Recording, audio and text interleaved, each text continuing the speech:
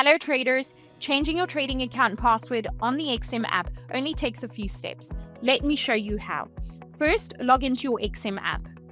Head over to the account section on the top left of the screen. Once you open the My Accounts panel, opt for the account in which you'd like to change the password.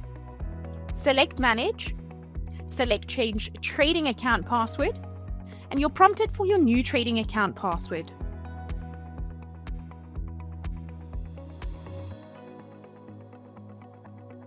You're then prompted for your current profile password.